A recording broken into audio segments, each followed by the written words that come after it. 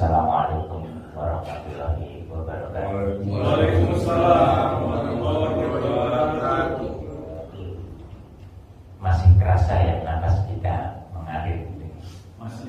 Masih kerasa denyut nadinya dan dikduk gitu ya. Masih. Alhamdulillah. Kalau ngomong soal denyut nadi itu, Malioboro adalah denyut nadi Yogyakarta. Cocok ya? Cocok. Seguliwet adalah denyut nadi Solo dan tukang becaknya. Ya kan malam hari itu Seguliwet itu nongkrong sama tukang becak itu denyut nadi. Ya, yang orang Solo itu mesti ingat nongkrong sama tukang becak malam-malam itu ngobrol soal politik pemerintahan. Itu denyut nadi Solo itu Seguliwetnya. Nah, begitu juga kita manusia ini punya denyut nadi, cuman kadang sering kita lupakan. Iya karena banyak kesibukan gitu. Napas saja kadang lupa, padahal dia mengalir menghidupi diri kita terus. Nah, kalau kita perhatikan baik-baik, kehidupan kita itu ditopang oleh dua hal itu, yaitu denyut nadi dan napas. Alangkah indahnya ketika denyut nadi dan napas itu berisi tentang kesadaran penuh akan kebersamaan terhadap Allah Subhanahu wa Ta'ala. Seringkali denyut nadi kita itu berdegup keras ketika dulu waktu masih muda mengingat nama seseorang. Baru ingat nama seseorang aja udah deg-degan gitu. Pak Ayi masih ingat ketika dulu mendekati calon istrinya, itu disebut nama istrinya itu kemana? Iya kan? Juga misalnya mau didatangin orang yang sangat penting, kemudian akan ada kontrak kerja yang nilainya cukup fantastik gitu ya. Pegang pulpennya ini udah ya. Atau seseorang yang dalam persimpangan antara memilih bermaksiat atau tidak, padahal pintu kemaksiatan itu sudah terbuka lebar di depannya gitu, dan darah laki-lakinya, darah muda, darahnya para remaja itu bergolak untuk menunaikan itu semua, dan itu duduk-duduk gitu. Lalu seseorang itu tiba-tiba kemasukan cahaya, lalu dia mengatakan, "Wah, aku takut sama Allah." Bahkan sampai ke bawah mimpi pun, ketika akan berbuat maksiat dalam mimpi pun itu masih kebayang takutnya sama Allah. Nah ini kalau sudah sampai tingkat itu, maka kita harus bersama-sama. Dalam surat An-Nisa Allah berfirman, "A'udzubillahi minasyaitonirrajim. Bismillahirrahmanirrahim." Ayat pertama, "Ya ayyuhan nasu taqu rabbakumul ladzi khalaqakum min nafsin wahidah wa khalaqa minha zawjaha wa basa minhuma rijalan katsiran wa nisaa wa taqullaha alladzi tasaaluna bihi wal arham innallaha kana 'alaikum raqiba." Seberapa sering kita membaca ayat itu dan juga tidak ngerasain apa-apa. Tapi kalau kita cermati dengan baik, ada sistem pembelahan sel yang sangat tua, yaitu ketika khalaqakum min nafsin wahidah wa khalaqa minha zawjaha. Bayangin kakek kita itu seorang laki-laki sempurna, tiba-tiba dikeluarkan dari dirinya seorang wanita. Dengan sesempurna itu, nggak kebayangkan. Kita baca ayat itu ya biasa-biasa aja gitu. Tapi bagi teman-teman yang mempelajari sistem genetika atau ilmu biologi, tiba-tiba Allah mengcopy seorang manusia secara sempurna, dikeluarkan dari dalam dirinya satu orang yang sangat berbeda. Inna rabbakum alladzi, sehingga ketika kita diminta bertakwa kepada Allah yang telah menciptakan kita dari satu orang ayah, jadi seorang laki-laki, kemudian dilepaskan dari dirinya seorang manusia dengan karakter yang sangat berbeda. Wa khalaqa minha zawjaha wa basa minhuma rijalan katsiran, dan setelah itu barulah akan muncul sistem generasi atau generatif sampai hari ini kita setelah 10 tahun menjadi manusia yang beraneka ragam. Nah, di situ ada tanda-tanda kebesaran Allah di dalam diri kita tentunya. Kalau kita akan pelajari dengan baik. Sebelum sampai ke sana, maka betapa hebatnya Allah Subhanahu wa Ta'ala itu membuat manusia dengan sangat sempurna. Itu khusus manusianya saja. Yang tadinya tidak ada manusia, dengan diciptakan manusia yang sempurna lalu dibuatkan kopinya, kalau sekarang cloning itu. Lalu dalam surat yang lain, dalam surat Ar-Rum itu ayat 21, wa min ayatihi, ya teman-teman yang hafal surat Ar-Rum ya. Ar-Rum ayat 21 itu, wa min ayatihi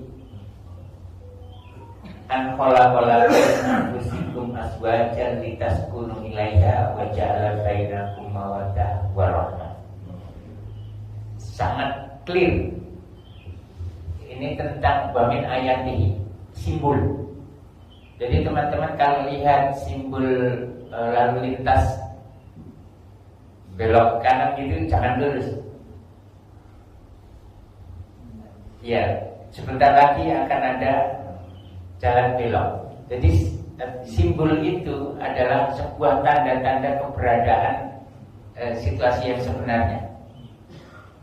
Kemudian kalau seseorang guru menulis kata Surabaya, apakah tulisan Surabaya itu adalah Surabaya yang asli? Kan tidak. Yang disebut Surabaya itu ketika Anda datang ke Surabaya plus Plaza Tunjungan plus Rek Ayoret dan sebagainya, itu Anda bisa mensifati Surabaya dengan benar. Nah, tetapi ketika Allah membuat diri kita wa min ayatihi khalaqalakum min anfusikum azwaja litaskunu 'alaiha. Jadi Allah menyimbolkan di dalam dirinya, berarti kita itu adalah simbol Tuhan. Tapi kita bukan Tuhan. Kayak Surabaya, tulisan itu bukan Surabaya sesungguhnya, tapi adalah simbol kota Surabaya ditaruh apa. Nah, begitu juga ketika manusia itu dipakai oleh Allah sebagai simbol Tuhan, maka seharusnya kita memiliki kesadaran penuh terhadap eksistensi Allah Subhanahu wa Ta'ala. Pertanyaan berikutnya, ketika ada bangun melek, bahasa Jawa itu melek, dia terbuka matanya hidup gitu. Nah, yang pertama kali diingat apa? Ketika kita mampu mengaktifkan seluruh sistem di dalam tubuh kita, yang kita ingat apa? Nah, itu sebagai tanda starting point kita benar atau salah. Jangan-jangan ketika kita bangun itu sudah langsung bersungut-sungut, merasakan satu kegembiraan hidup, padahal baru saja dipeluk Allah dengan sangat nikmat. Terus itu begitu kita bangun, tapi sudah mengeluh terhadap kehidupan. Baru bangun, ya, itu masalah sudah ada. Padahal saat itu Anda baru selesai dipeluk oleh Allah Subhanahu wa Ta'ala dalam tingkat keselamatan yang luar biasa. Saya teruskan.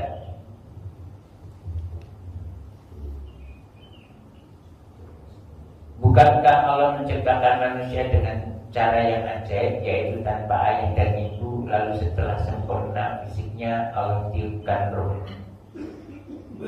Dalam surat Sad ayat 71 sampai 72.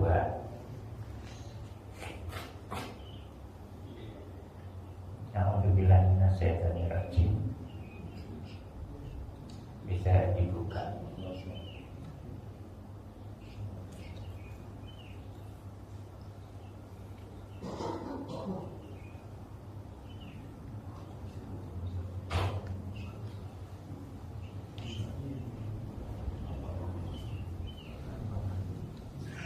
Itqala rabbuka lil malaikati ini ilum basyara min tin.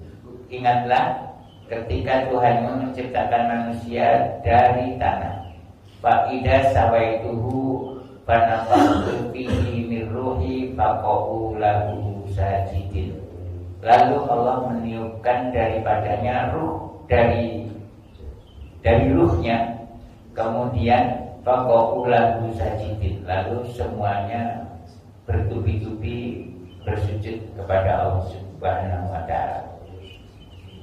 Pertanyaan yang muncul, seberapa sanggup kita membaca ayat-ayat Allah yang melekat dalam diri kita? Pertanyaannya, seberapa sanggup Anda semua ini membaca ayat-ayat Allah yang ada dalam diri kita? Ada enggak di dalam diri kita? Nyadari enggak ini adalah semua simbol-simbol keberadaan Allah Subhanahu wa taala? Atau ya sudah, kita jalanin saja sebagaimana takdir kita sebagai manusia.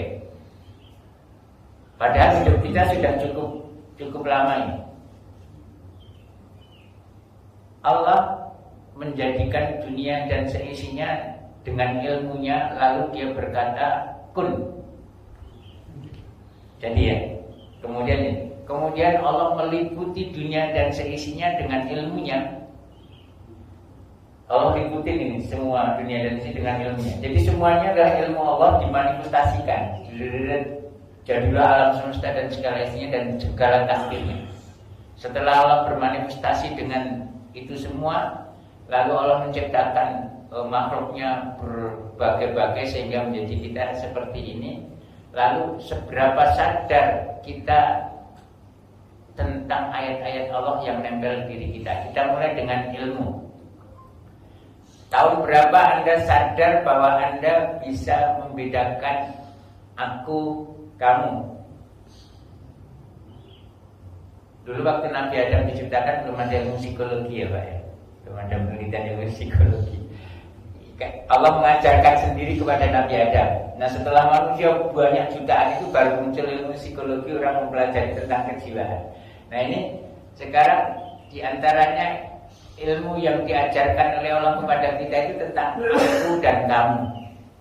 Kalau kita nggak sadar kapan ini kita bisa membedakan antara aku dan kamu, maka teman-teman yang pernah memiliki anak, mendidik anak dan mempunyai cucu, kan Anda sedang mengajarkan aku, kamu. Ini sampai berhasil anak itu memiliki identitas, ini aku, itu kamu. Itu betapa ajaibnya. Itu ilmu Allah yang ditaruh itu. Hanya Anda dititipi sebuah metode pengajaran aku, kamu. Setelah itu apa lagi? Perbedaan yang lain, kepemilikan, warna-warna, barat dan timur dan sebagainya itu Anda ajarkan semua. Kemudian bahasa, itu semua yang Anda ajarkan itu adalah ilmu Allah Subhanahu wa taala. Dan itu adalah tanda-tanda keberadaan Allah di dalam diri kita. Baik, saya teruskan. Bagaimana Anda paham gini? Pak, kita naik sepeda bareng-bareng ya. Kok bisa Anda paham bahwa itu harus membawa sepeda diajak muter ke arah sini?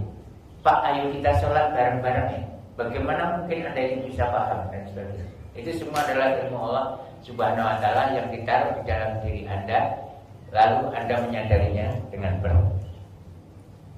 Baik, sebelum sampai kepada titik permasalahan, saya teruskan.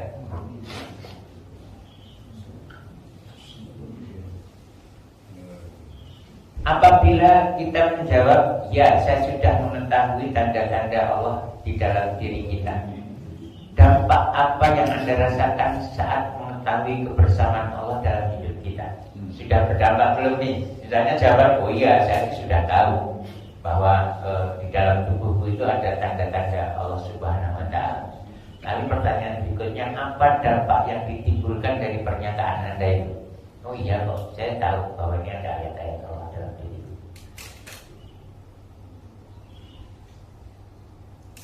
Tidak perlu dijawab, tapi Anda renungkan seberapa dampaknya atau mampu menyeret Anda ke dalam situasi yang ideal.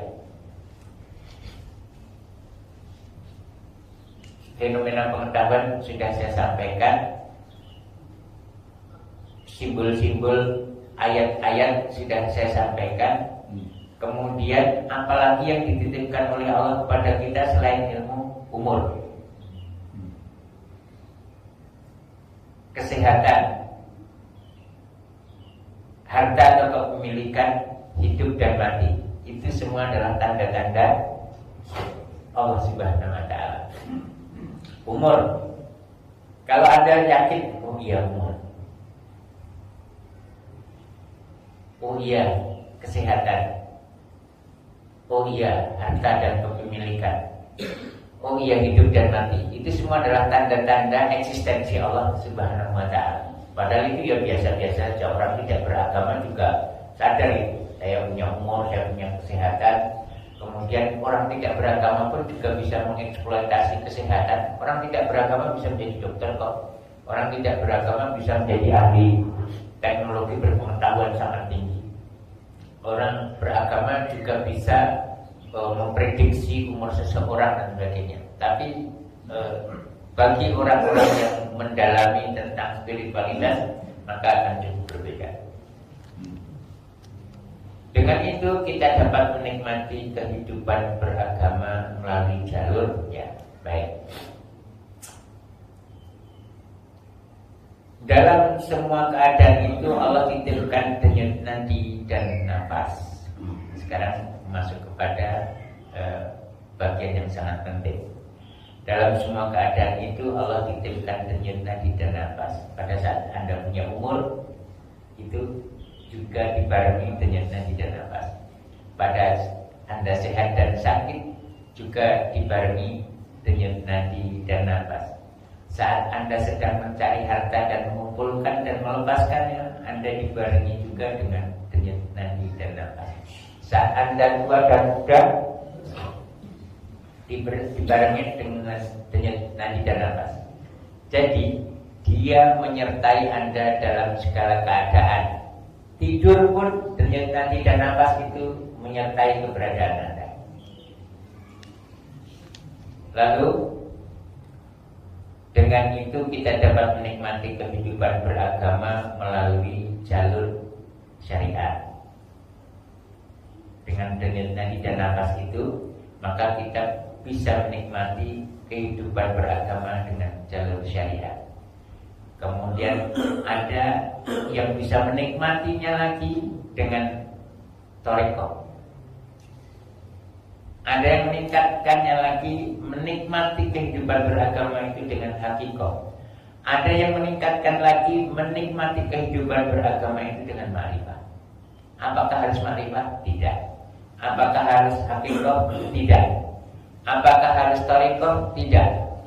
Masuk ke dalam jalur syariat, kalau Anda bisa menikmati kehidupan beragama, itu keren. Karena Anda memasuki jalur syariat dan merasakan denyut nadi dan nafas Anda itu ada tanda-tanda keberadaan Allah Subhanahu wa Ta'ala. Baik, sekarang kita mulai masuk kepada sesuatu yang sangat besar, yaitu firman Allah surah Yasin. Nah, kalau saya sebut surah Yasin itu Anda merasa berbeda nggak dengan surah itu? Jujur, aku nyebut Yasin, wah biasa. Atau ada, ini spesial ya. Wah itu mah sering saya baca. Ya kayak surat-surat yang lain, tidak salah semuanya.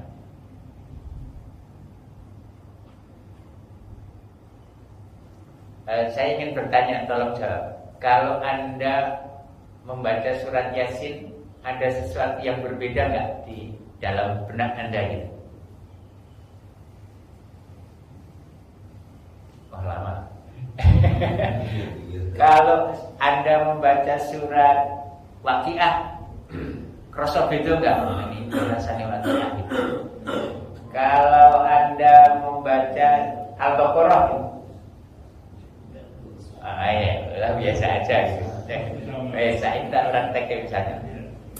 Alif lam mim dzalikal kitabul la raiba fihi hudal lil muttaqin alladzina yu'minuna bil ghaibi wa yuqimuna sholata wa mimma razaqnahum yunfiqun walladzina yu'minuna bima unzila ilaika wa ma unzila min qablik wa bil akhirati hum yuqinun.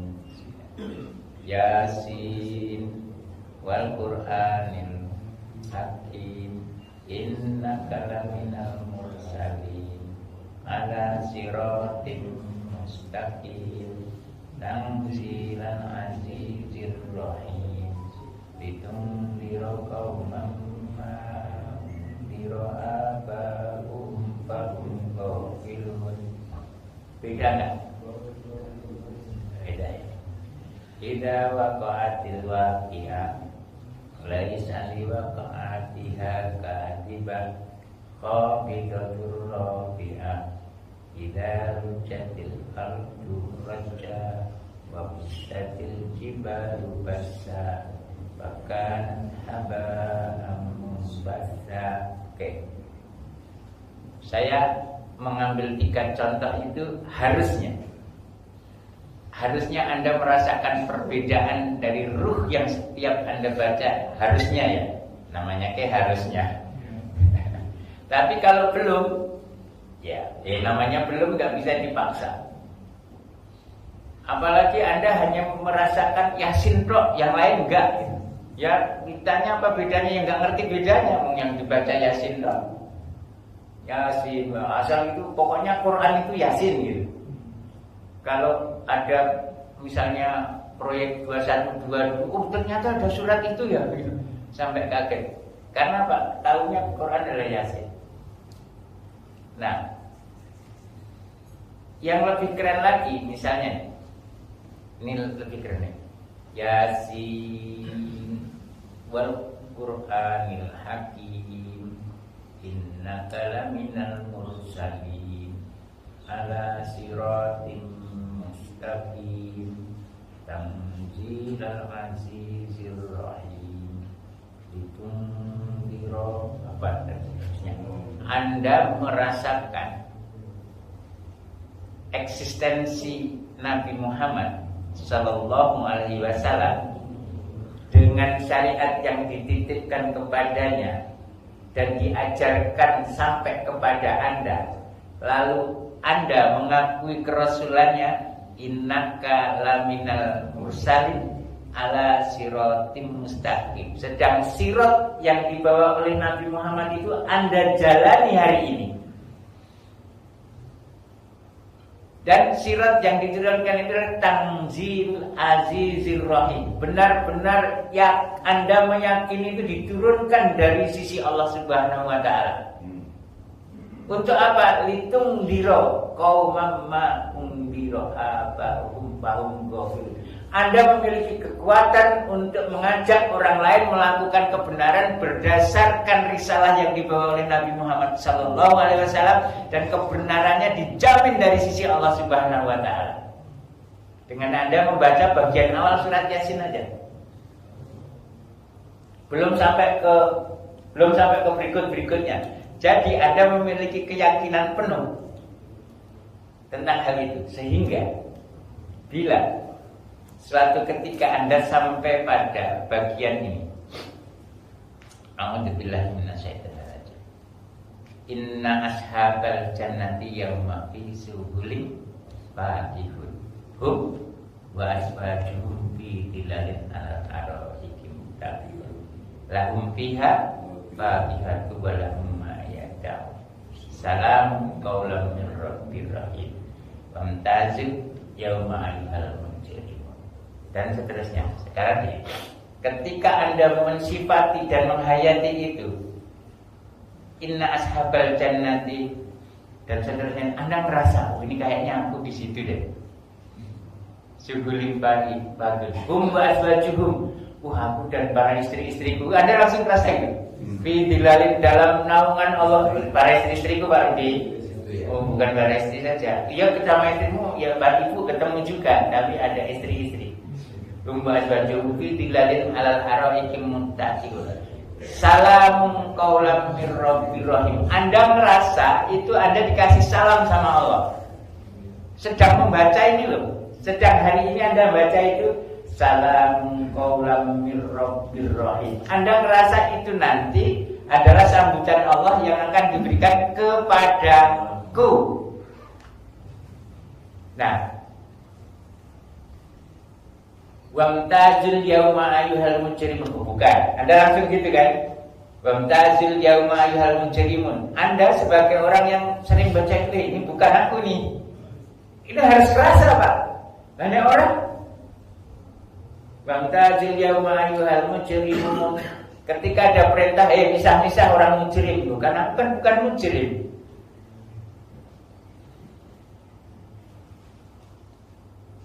Wamtazil yauma ayyuhal mujrimun alam ahad ilaikum ya bani adam ala ta'budu syaitan innahu lakum aduwwum mubin. Kroso enggak bahwa setan itu musuh Anda? Itu harus kroso. Kalau enggak kerasa, ya Anda macam enggak ditakutin setan. Wong Anda kayak setan. Wah, ini temanku gitu. Ya, baca tapi perilakunya kayak aku. Ya, maka alam ahad ilaikum ya bani adam ala ta'budu syaitan gitu. Termasuk bukanlah kamu ini kayak yang kamu sebut itu. Nah, ini kita harus kerasa alam ahad ilaikum ya bani adam ala ta'budu syaitan innahu lakum aduwwum mubin.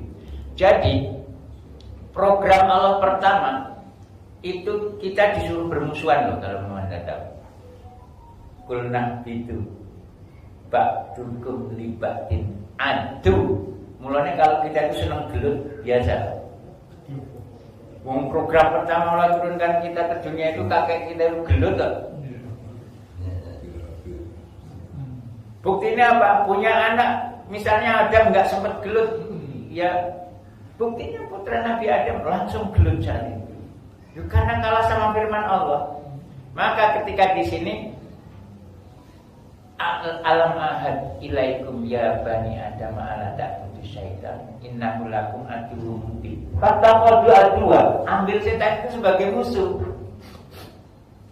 Jadi kalau Anda membaca Yasin ini pastikan setan gemeter.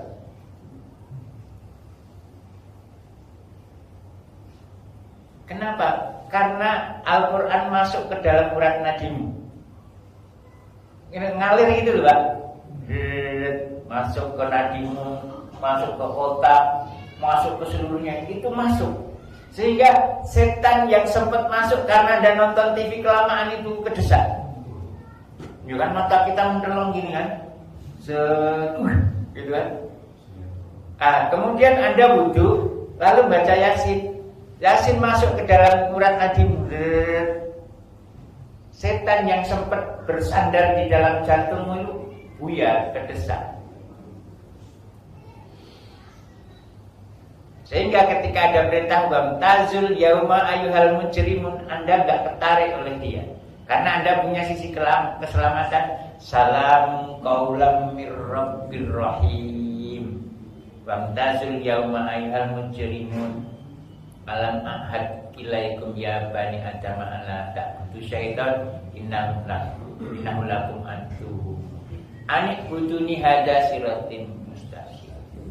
Sampai kepada al-yauma nantimu ala abahim wa tukallimuna aydihim wa tashhadu arjuluhum bima kanu yaksibun. Anda diselamatin oleh Allah dengan surat yang Anda baca itu, sampai gigi Anda aja bersaksi dicebut ting gitu, itu ada surat Yasin nempel di gigimu. Itu baru Yasinnya loh. Belum surat-surat yang lain. Maka usahakan, kalau dalam bahasa bisnis itu pastikan, dalam bahasa bisnis ya, tapi dalam bahasa agama usahakan setidaknya sebulan sekali Anda ketemu sama Yasin. Bukan pas diundang tahlilan, tapi Yasin itu Anda urut dari Al-Baqarah ketemu Yasin sekali. Nanti bulan berikutnya ketemu Yasin sekali. Munggah setelah sebulan sekali, sebulan 2 kali Anda ketemu Yasin. naik lagi, sebulan 3 kali Anda ketemu Yasin. Berarti Anda juga ketemu surat-surat yang lain. Maka Anda bisa merasakan bedanya Yasin sama Al-Baqarah, bedanya Yasin sama surat An-Nisa, bedanya Yasin sama Ar-Rahman. Anda akan merasakan bedanya. Nah, kalau itu berada dalam denyut jantungmu, maka Anda bisa merasakan Al-Quran itu sebagai qiraan, bacaan. Anda bisa merasakan Al-Quran itu sebagai bayan, penjelasan. Ada qasas, ada kisah-kisah. Anda bisa merasakan Al-Quran itu sebagai hujan. Hujan ini Pak, bukan hujan Solo itu Pak. Ada hujan ya. Ada hujan. Bukan hujan Solo itu. Enggak. Ini ada hujan, ada bayan, ada qiraan, ada sifaan, ada rahmatan, wasifaan, ada pelipur lara dan penyembuhan. Kemudian yang keren lagi ada yang namanya ruhan. Setelah ada rahmat, ada ruhan. Wa kadzalika auhayna ruham min amrina ma kunta tadrimal kitabu walal iman walakin ja'alnahu nuran nahdi bihi manasya. Keren banget Pak. Kalau Anda dititipi itu di dalam diri Anda, nggak tahu seberapa gitu, mungkin kurbannya, mungkin bayannya, mungkin sifaannya itu. Sehingga ketika Anda membaca surat apapun di dalam Al-Quran itu bisa menjadi obat, bisa menjadi penyembuh. Dan ketika Anda gundah, Anda itu seolah-olah mendapatkan jalan karena di situ ada hujan. Padahal Anda nggak ngerti itu maknanya apa, tapi Anda bisa ini arah saya ke sana. Nah, cara pelukis itu setiap lukisan ada nyawanya. Begitu juga ketika Anda menjadi ahli membaca Quran itu, lagi buka ini setan harus merintih, baru buka ini loh. Anda ta'awudmu itu benar-benar berlindung kepada Allah dari setan. Kan ada orang ta'awud itu supaya terdengar keras bahwa sedang berta'awud gitu kan. Setan biyu kekelan ini. A'udzubillahi minasyaitonir rajim. Padahal dia tidak berlindung, sedang ngomong bahwa orang lain, aku mau baca Quran ini loh, berta'awud. Setan masuk ke dalam situasi kebaikan apapun setan. Sehingga kalau sudah sampai ke situ, sehingga yang disebut torekohnya para nabi itu, nabi bisa dalam sahabat itu sebulan menghatamkan 3 kali itu termasuk orang yang malas, kata Nabi Muhammad sallallahu alaihi wasallam. Nah, kalau kita itu bisa menghatamkan sekali sebulan itu zaman akhir kayak gini nih, wong pekerja keren habis tuh. Anda bisa sebulan khatam sekali itu wis, setan sudah beratuk bingung Pak. Dari jalan mana ini aku akan memasukinya? Sebentar-sebentar wudu. Apalagi baca Quran sebentar-sebentar wudu. Aku mau wudu. Al-Quran yang kita baca ini, apakah seperti Al-Quran yang diturunkan oleh Allah kepada Nabi? Ini pertanyaan besar kalau sudah sampai ke sini. Karena Al-Quran yang berupa wahyu itu berubah menjadi kata-katanya Nabi Muhammad, lalu berubah menjadi manuskrip atau suhuf-suhuf, kemudian dikopi oleh suhuf-suhuf itu, sehingga setelah sekian ribu tahun menjadi cetakan yang seperti kita baca kali ini, ya. Terus diajar oleh guru kita Hajiria, gitu kan, jadi gini. Nah, ini adalah kualitas yang kita punya hari ini, adalah yang seperti ini. Nah, untuk menaikkan derajat Quran yang kita baca, kan kita harus melazimi Al-Quran ini terus menerus, sehingga derajat kita itu dinaikkan oleh Al-Quran itu pada level-level tertentu. Al-Quran itu batin apa zahir, kan pertanyaan. Awalnya Al-Quran itu batin apa zahir? Batin. Malaikat aja nggak tahu Al-Quran itu apa. Sampai dia harus disucikan dulu, sampai dia bisa dibatinkan lagi derajat batinnya, sehingga dia bisa menyentuh Al-Quran itu. Kalau enggak gitu, malaikat enggak sanggup menyentuhnya, karena kualitasnya dibuat ininya lebih luas, sehingga bisa menyentuh Al-Quran. laukana hadal Quran anjalnahu ala jabalin la ra'aitahu khashi'an. Jadi kalau memang Al-Quran yang asli sebagaimana kalamullah itu dikuasakan kepada Anda, wah, ngeri banget. Nah, disitulah ketika ruh Al-Quran itu sudah masuk ke dalam diri Anda, menghiasi kehidupan Anda sepanjang hari, dan nafas Anda itu adalah nafas keimanan. Nafasmu itu nafasnya orang beriman juga. Karena ada judul itu bernafas dalam lumpur. Ada lagi. Ada ya ada nafas apa. Ini nafas iman. Ya Allah.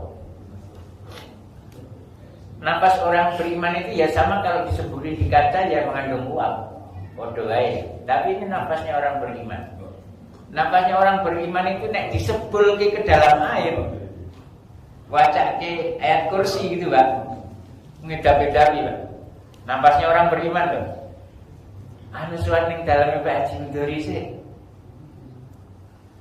Iya, kayak kakung putri kan ahli Quran kabeh. Ngomongnya gue bahasa Jawa lagi. Enggak pakai bahasa Indonesia. Oh, baru punya dalam Pak Ratno. Diurut ke muter-muter. Pokoknya ketua DKM kabeh disuwani kabeh, muter-muter kabeh. Pokoknya sing ahli Quran. Di aja lali sesepuh Pak Haji Sukidi rawuh maca kali kelas langkung. Nek Mbak Sukidi aja sing dawa-dawa sing cendake. Ahli kelas langkung. Nah, nafasnya orang beriman mengerikan sekali. Apalagi Anda saat membaca itu ngerasa dengan jantungmu itu berdebar menerima Al-Quran. Mau baca Al-Quran Anda nggak deg-degan sama sekali kok. Malah deg-degan itu kalau Anda mendapatkan misalnya gitu ya. Itu deg-degannya tenanan. Tapi Anda bacakan nggak ada deg nggak ada. Nah itu yang harus Anda latih, bahwa Al-Quran hidup dalam nadi Anda. Dan imanmu itu menjadi nafas dalam kehidupan Anda. Sehingga ketika ada tamu ke rumah Anda sajikan apapun itu, Anda aduk dengan tangan Anda, disajikan, itu berkah kabeh. Anda yang sudah menjadi seorang kakek, nyentuh kepala cucumu itu, jadi gitu ya. Luar biasa itu. Jadi makanya kehidupan seseorang yang denyut nantinya itu dalam nafas keimanan, Anda bisa bayangkan. Terus ada ahli ilmu, Yasin wal Qur'anil Hakim innaka laminal mursalin ala siratal mustaqim. Yang Anda baca ini warisannya Kanjeng Nabi Muhammad sallallahu alaihi wasallam.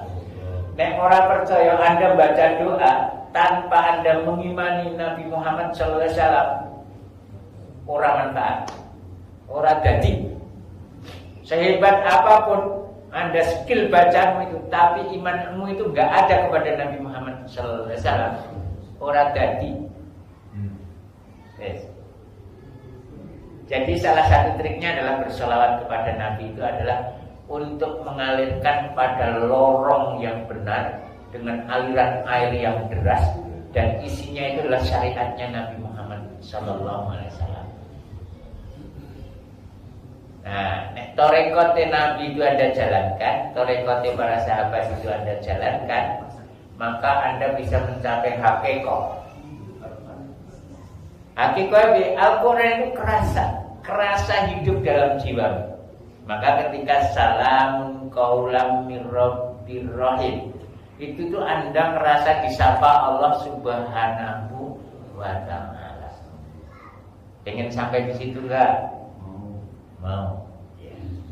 Berarti ditalal Al-Quran itu seko Al-Fatihah sampai Anas, balik lagi sehingga Anda itu seolah-olah mengunjungi ini kafe Kebon Jati, ini kafe topi, terus ini kafe opo, kayak gitu itu loh, kan? Iya, neng kebun jati kayak maca Quran 3 tahun sekali gitu ya, baru dapat undangan lagi ke kebun jati, kode 5 maca Quran. Al-Baqarah 3 tahun sekali baru ketemu, itu kayak keluarnya, di teman-temannya, ayo kebun jati lagi gitu, artinya kayak Anda baca Quran sebulan sekali ketemu kebun jati, kode neng ini. Ya gitu loh. Dan Anda itu bisa cerita kopi neng kebun jati itu rasanya sama Anda mau coba Al-Baqarah itu kerasa sekali ini proses ini Bani Israil, ini soal riba, ini soal tolak, ini soal kerasa banget itu Anda diceritain dengan Al-Baqarah itu kerasa banget. Begitu Anda keluar dari situ ketemu keluarga Ali Imran yang sangat keren. Anda merasakan masuk surat Yusuf, koyo ganteng-ganteng sedihnya habis baca surat Yusuf kayak Anda merasa disenangin banyak orang gitu. Luar biasa. Ya, tarik nafas dulu, itu nafas keimanan. Apalagi ketika Anda menarik nafas itu kalimatnya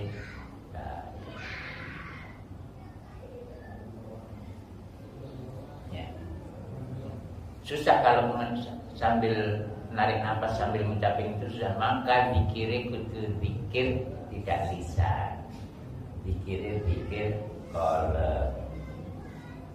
Nanti kalau dikir kolab denyut nadimu itu isinya dikir itu semua,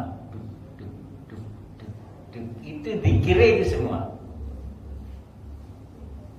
Nah, dikir itu semua, hujan deres itu Anda merasakan hujan itu dikir bareng sama Anda. Anda nggak merasa itu bencana, tapi ngerasa itu kalimat Allah dikir bersama Anda. Maka Nabi Daud itu pantas nek bisa berzikir bersama gunung-gunung dan burung-burung. Ya, berarti Anda bukan hanya dikir muter tasbih bisa cepet, enggak. Tapi Anda harus, kalau tasbihnya berhenti, hatimu itu mampu menyebut itu bersama dengan degup jantungmu. Ya enggak harus goyang-goyang gini. Enggak harus gitu juga. Yes, Anda ketemu surat Yasin sebulan sekali. Itu tolekohnya para sahabat. Ya nggak usah menjadi ahli tolekoh, tapi tunggu itu jalannya adalah seperti itu. Bahkan ketika auhayna ilaika ruham min amrina ma kunta tadri mal kitabu walal imanu walakin ja'alnahu nuro nahdi bihi man nasya'u. Terus nanti kalau di dunia nyata itu Anda menemukan yang namanya interpretasi kosong.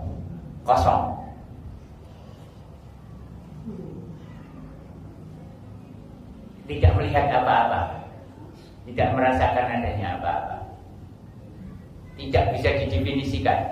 Karena Allah itu bukan cahaya, Allah itu bukan gelombang, Allah itu bukan suara, Allah itu bukan udara, Allah bukan itu semua.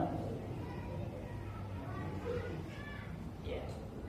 Makanya Ebit Adi itu membuat lagu Apakah Ada Bedanya Antara Diam Menunggu dan Mengejar Bayang-bayang sama-sama kosong. Nanti Bapak pelajari lagu itu.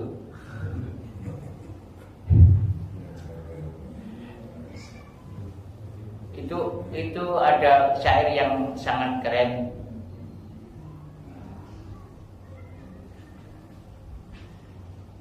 Apakah ada bedanya ketika mata terpejam, pikiran jauh mengembara menembus batas langit.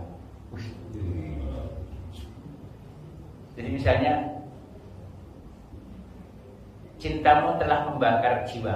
Jadi kecintaan Allah itu telah meluluntuh ratakan. Jadi Anda menemukan nothing, menemukan ketiadaan. Ya ini saya tidak promosinya lagunya Kang Evi ya. Tapi ini cara menerjemahkan denut nadi dan napas Islam di kalangan penyair berdasarkan sumber Al-Quran. Ya, jadi Abdul Ghaffar itu Abdul Ghaffar anaknya Abu Ja'far. Jadi secara filosofik dia menguasai khasanah keislaman. Jadi kalau lagu-lagunya seperti itu ya pantas. Mudah-mudahan apa yang saya sampaikan bisa memantik rasa kedekatan kita kepada Allah. Terus sing wis terbiasa maca surah Yasin semakin mencintai surah Yasin itu. Saya sedang tidak membahas maknanya, tetapi Anda bisa merasakan itu aliran Yasin di dalam denyut nadi Anda dan napas keislaman Anda, keimanan Anda itu menjadikan derajat Anda naik dari level syariat menjadi level seterusnya. Demikian, mudah-mudahan Allah memberikan ilmu yang bermanfaat. Ada yang mau didiskusikan, silakan. 10, 9, 8, 7, 6, 5, 4, 3, 2, 1. Saya duduk dengan kibaran Subhanallahumma wa bihamdika asyhadu an la ilaha